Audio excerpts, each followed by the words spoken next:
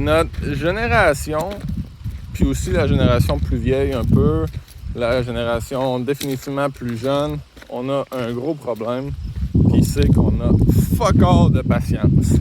Fuck all de patience.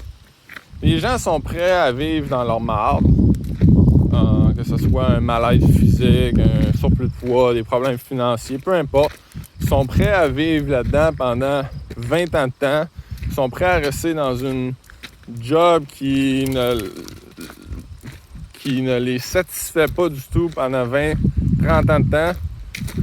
Mais quand tu leur parles de transformer leur vie, puis ça va prendre 6 mois ou 1 an de dur travail, ouh là là là là là là, qu'il y a de la résistance. Tu vois leur corps reculer, tu vois leurs yeux devenir désespérés, mais ils sont prêts à rester dans l'inconfort, dans la maladie, dans le surplus de poids, dans le mal-être, dans le malheur d'un job qui ne les satisfait pas, dans une mauvaise situation financière pendant des années. Mais quand il vient le temps de faire le changement, on veut que ça soit extrêmement rapide. Au final, j'ai un de mes mentors qui disait, il dit, tu peux avoir pas mal n'importe quoi, tu peux avoir pas mal tout ce que tu veux dans la vie, mais ça va sûrement prendre une couple d'années de plus que tu pensais. Ou au moins 1 an de plus que tu pensais. Puis je le vois aussi dans ma business, quand j'ai commencé en 2016-2017, quand je commençais à toucher un petit peu le monde du marketing web. Moi, je pensais que ça allait exploser, ça allait prendre 6 mois, puis la vie de rêve, puis le gros char, la grosse maison. Puis, une couple d'années plus tard, il y a encore plein de choses que je continue à chercher à accomplir. Oups, j'ai pogné une roche.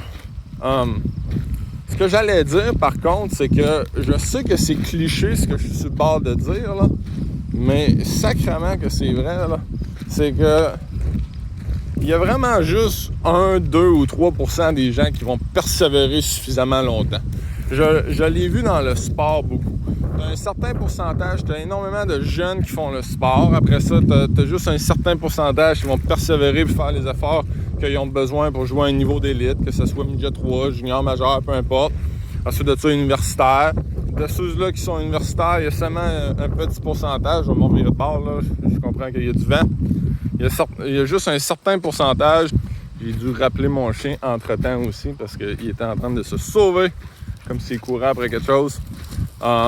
Mais c'est ça que je disais, il y a juste un certain pourcentage des gens qui vont réellement réussir à accomplir ce qu'ils veulent. Puis au final, c'est parce qu'il y a juste un certain pourcentage des gens qui vont avoir la patience, la persévérance puis la ténacité de faire les choses suffisamment longtemps pour avoir les résultats. Fait que, comme Tony Robbins il dit on sous-estime ce qu'on peut accomplir en 10 ans. En 10 ans, on peut accomplir des choses énormes, mais on surestime ce qu'on peut accomplir en 1 année. Donc, on a souvent tendance à penser que nos buts vont venir très rapidement. Puis au final, c'est juste une question d'être un petit peu plus persévérant, d'être patient aussi, puis de profiter du processus, de tomber en amour avec le processus. Quand on tombe en amour avec le processus, tout est plus facile. Puis, une des choses aussi que je voulais dire, c'est que ça fait 6 mois qu'on est dans cette fameuse cochonnerie de coronavirus. Puis dès le début, là, même 2-3 mois, il y a des gens qui étaient désespérés, écœurés, raides. Écoutez, la Grande Dépression, les guerres mondiales, ça a duré 4-5 ans chaque à peu près. Les gens devaient se rationner, vivaient réellement dans la misère. Nous, on ne vit pas dans la misère tant que ça. On a des supports sociaux pour ceux-là qui ont des problèmes financiers, qui ont perdu leur emploi. Au final, c'est peut-être le temps de faire preuve d'un peu de stoïque. Stoïque, c'est des gens qui sacrifiaient aujourd'hui pour un meilleur futur. Ça, on le voit plus bien. Les gens veulent... on s'est fait éduquer qu'il fallait vivre le présent, puis profiter du moment, puis tout. Certaines vérités à ça. Faut pas oublier que nos actions qu'on pose aujourd'hui vont avoir un impact dans 5 ans, dans 10 ans, dans 15 ans, dans 20 ans.